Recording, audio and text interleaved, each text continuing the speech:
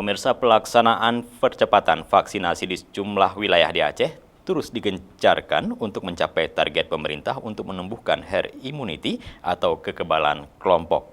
Seperti halnya yang dilakukan pihak Polres Bener Meriah yang gencar melaksanakan vaksinasi melalui gerai vaksin hingga vaksin mobil ke sekolah-sekolah.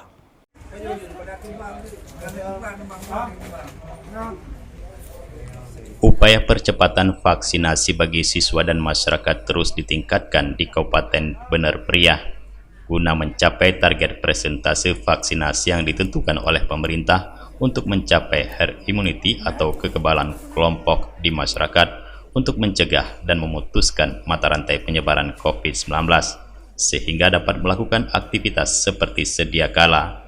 Pihak Polres Bener Meriah bersama unsur TNI dan pemerintah daerah terus berupaya meningkatkan pelayanan vaksinasi baik melalui gerai vaksin di Mapores, Puskesmas, sekolah-sekolah, dan ke desa-desa dengan kerjasama dengan semua pihak.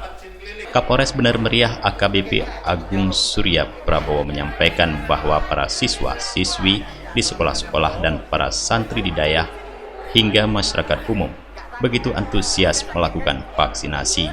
Bahkan kendalanya ketersediaan vaksin yang kerap habis karena kuotanya terbatas dikirim dari provinsi.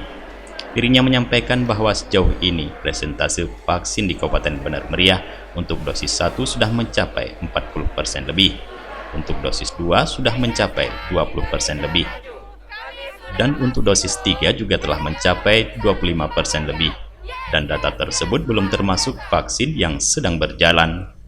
Gerai vaksin keliling dari Polres Bener Meriah, ya selain kita sekolah-sekolah juga kita mendatangi sampai dengan ke desa-desa.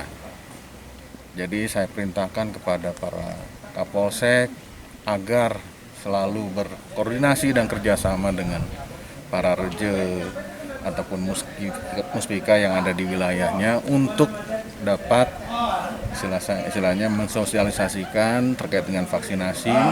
Nah, kita yang datang ke sana.